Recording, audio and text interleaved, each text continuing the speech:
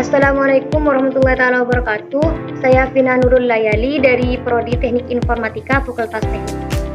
Nah, di sini saya akan mempresentasikan makalah yang berjudul Analisis dan Perancangan Sistem Rantai Pasok Beras di Indonesia berbasis blockchain untuk mendukung ketertelusuran distribusi pangan pada mata kuliah Analisis dan Perancangan Teknologi Informasi dengan dosen pengampu yaitu Bapak Aang Kisnu Dermawan ST. Baik, langsung saja kita ke latar belakang. Nah, yang pertama saya akan menjelaskan tentang latar belakang pada makalah ini. Beras merupakan bahan pangan utama bagi masyarakat Indonesia dan menjadi kebutuhan pokok yang tidak bisa dipisahkan dari kehidupan sehari-hari. Hampir seluruh masyarakat Indonesia mengkonsumsi beras sebagai makanan utama sehingga ketersediaan dan distribusinya sangat berpengaruh terhadap stabilitas ekonomi dan ketahanan pangan nasional. Selain itu, distribusi juga melibatkan banyak pihak seperti petani, penggilingan, distributor, hingga pengecer.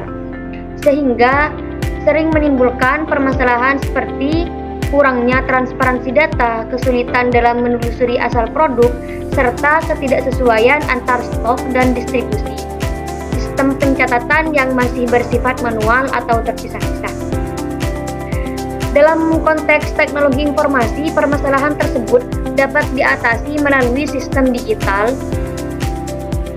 yang terintegrasi. Salah satu teknologi yang berpotensi mendukung transparansi dan keamanan data adalah blockchain, yang memungkinkan pencatatan transaksi secara distribusi dan tidak mudah diubah. Integrasi konsep supply chain dengan blockchain-nya. Berdasarkan latar belakang tersebut, terdiri beberapa rumusan masalah, diantaranya yaitu bagaimana kondisi sistem rantai pasok beras di Indonesia saat ini, apa saja permasalahan yang terjadi dalam distribusi beras, khususnya terkait transparansi dan ketertelusuran data. Dan yang ketiga yaitu bagaimana konsep penerapan teknologi blockchain dalam sistem rantai pasok beras.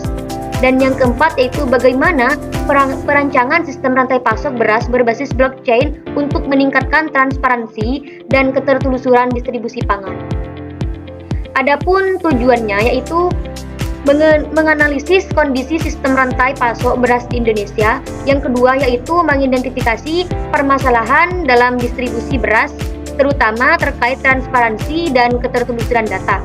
Yang ketiga yaitu menguji penerapan teknologi blockchain dalam sistem rantai pasok beras. Dan yang keempat yaitu merancang sistem rantai pasok beras berbasis blockchain untuk meningkatkan transparansi, keamanan, dan ketertelusuran distribusi pangan. Selanjutnya kita masuk ke bagian landasan teori bab 2. Nah, pada bab 2 di sini ada 4 subbab, yaitu yang pertama rantai pasok beras di Indonesia, yang kedua konsep supply chain, yang ketiga supply chain management, yang keempat analisis dan perancangan sistem informasi. Langsung saja pada bagian pertama yaitu rantai pasok beras di Indonesia. Dikutip oleh Peluang @AI 2025. Rantai pasok beras di Indonesia merupakan salah satu komoditas pangan utama yang memiliki peran strategis dalam ketahanan pangan nasional. Beras juga merupakan makanan pokok mayoritas penduduk Indonesia. Jadi, pengolahan rantai pasok beras harus dilakukan secara efektif dan efisien agar ketersediaan distribusi serta kualitas beras tetap terjaga. Nah, selanjutnya pada 2.2 yaitu konsep supply chain. Supply chain atau rantai pasok ialah sebuah sistem yang menjelaskan aliran barang, informasi, serta keuangan dari tahap produksi sampai mencapai ke tangan konsumen akhir. Dalam setiap konteks beras, supply chain bermula dari petani sebagai produsen padi, lalu bergerak ke penggilingan, distributor, pedagang besar, pengecer, hingga nantinya sampai kepada konsumen. Selanjutnya kita lanjut ke 2.3 yaitu supply chain management. Supply chain management adalah strategi manajemen yang berfungsi untuk menyelaraskan setiap kegiatan dalam rantai pasok agar berlangsung dengan lancar serta terintegrasi. Nah, dikutip dari kinerja AI 2025, rantai pasok atau supply chain merupakan sistem yang saling terhubung yang nantinya memunculkan aliran produk, finansial, dan informasi. Selain itu, blockchain juga merupakan teknologi pencatatan digital yang bekerja secara terdesentralisasi dan terdistribusi.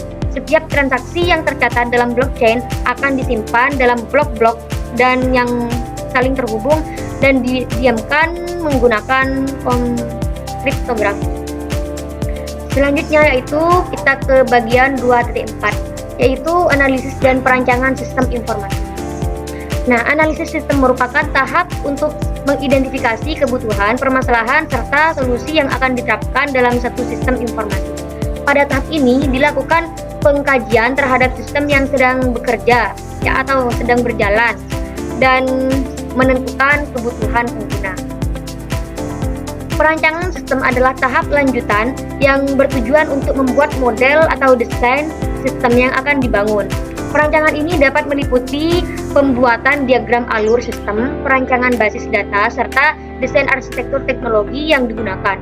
Dalam konteks makalah ini, analisis dan perancangan difokuskan pada sistem supply chain beras yang terintegrasi dengan teknologi blockchain untuk mendukung transparansi dan traceability distribusi pangan.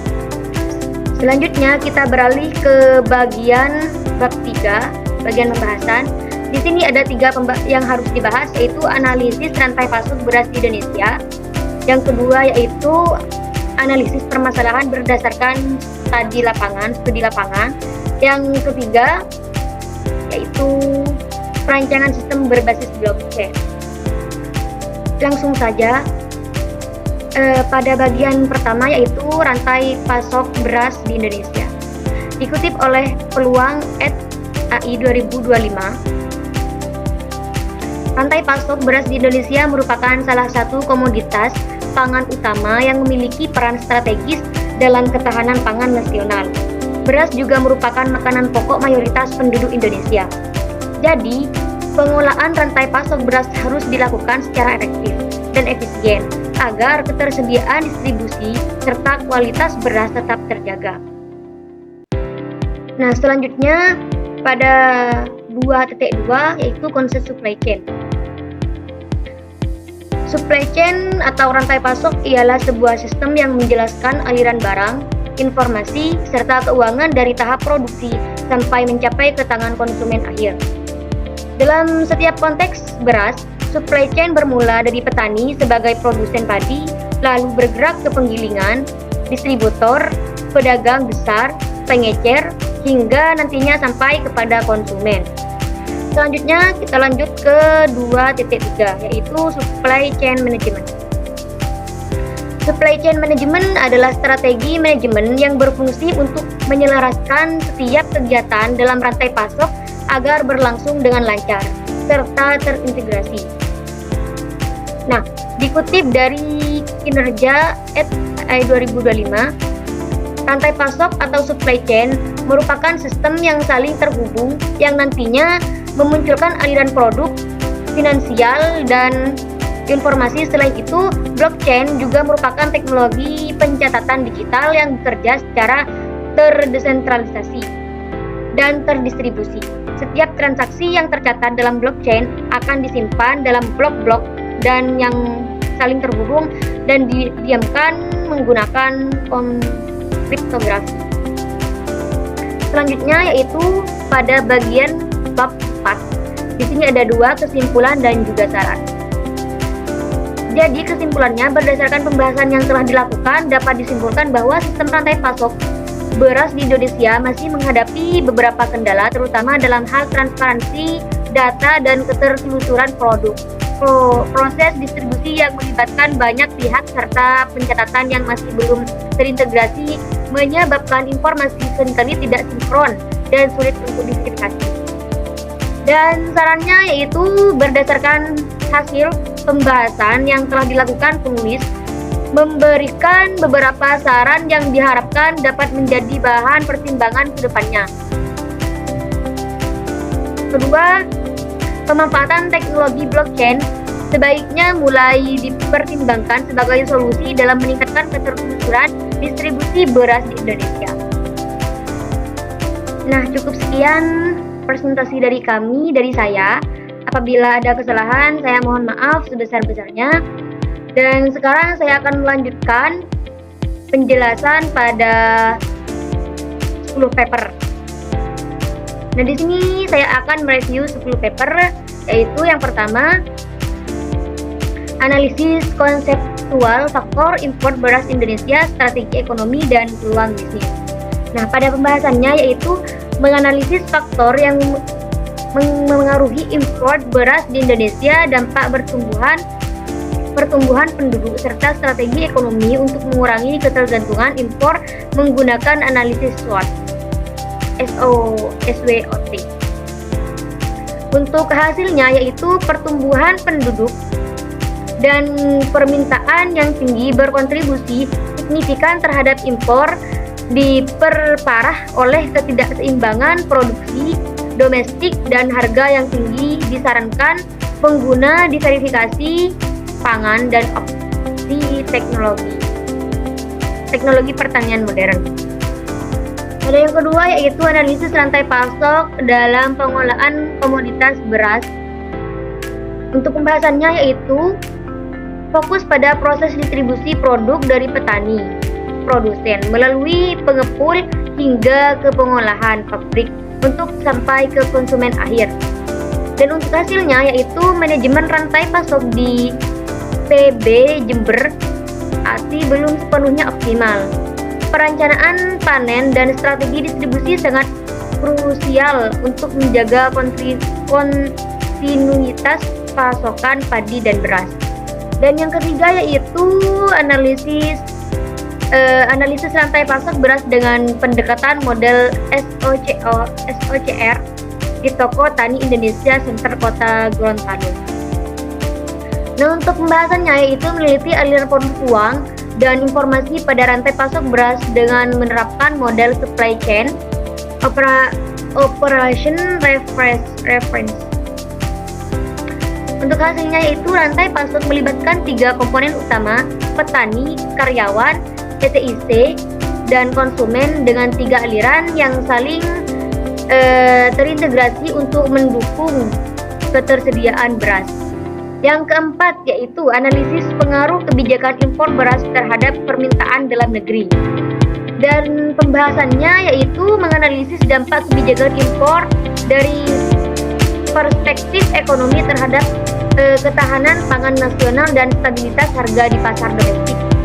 Untuk hasilnya yaitu kebijakan impor memberikan manfaat jangka pendek berupa stabilitas pasokan dan harga, terutama saat gagal panen, namun memiliki pengaruh terhadap sektor pertanian lokal. Nah, yang kelima yaitu analisis rantai pasok supply chain beras Solok, tantangan dan peluang pengembangan dalam sistem bisnis syariah. Nah, pada pembahasannya yaitu mengkaji mekanisme distribusi beras Solok yang belum optimal serta peran teknologi informasi dalam sistem bisnis syariah. Dan hasilnya yaitu aliran informasi material dan keuangan belum terintegrasi dengan baik, menyebabkan efisien distribusi terlambat oleh fluktuasi harga dan kurang pemanfaatan teknologi. Dan untuk paper yang keenam itu judulnya analisis kinerja rantai pasok supply chain beras dan usaha penggilingan padi D. Pada pembahasannya yaitu menganalisis aliran produk finansial dan informasi untuk mengatasi ketidakpastian pasokan gabah dan margin keuntungan yang rendah menggunakan metode SCOR. Dan hasilnya yaitu kinerja rantai pasok dipengaruhi oleh kualitas pengiriman dan sistem pembayaran, diperlukan pengolahan yang lebih terintegrasi untuk meningkatkan keuntungan usaha penggilingan. Yang ketujuh yaitu dampak kebijakan beras Indonesia, produksi, harga impor, dan kesejahteraan petani periode 2004 sampai 2024. Pada pembahasannya yaitu membandingkan tata kelola harga beras pada era pemerintahan Susilo Bambang Yudhoyono dan Joko Widodo melalui analisis data, panen, dan pemetaan kebijakan. Dan hasilnya yaitu era SBY menekankan perlindungan harga produsen, sementara era Jokowi memprioritaskan integrasi pasar dan fleksibilitas import untuk meredam volatilitas harga jangka pendek.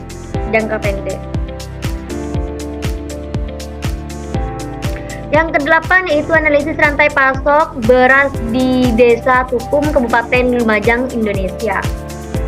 Nah, di sini membahas tentang menelaah seluruh distribusi, margin, pemasaran, dan farmer start yang diterima petani dalam sistem ketahanan pangan di tingkat desa. Nah, dan hasilnya itu fokus pada efisiensi pemasaran dan hubungan antar pelaku usaha dalam rantai pasok untuk meningkatkan kesejahteraan petani di wilayah lokal tersebut. Dan yang ke-9 yaitu berjudul analisis supply chain manajemen beras sang ratu di PT Agrobisnis Banten Mandiri dengan metode SCOL. Pada pembahasannya yaitu mengukur kinerja manajemen rantai pasok melalui 5 atribut pada produk beras sang ratu. Dan hasilnya yaitu biaya operasional sebesar 96%, melanjutkan ketidakefisiensi dibandingkan standar 94%, namun pengolahan aset sangat efisien dengan waktu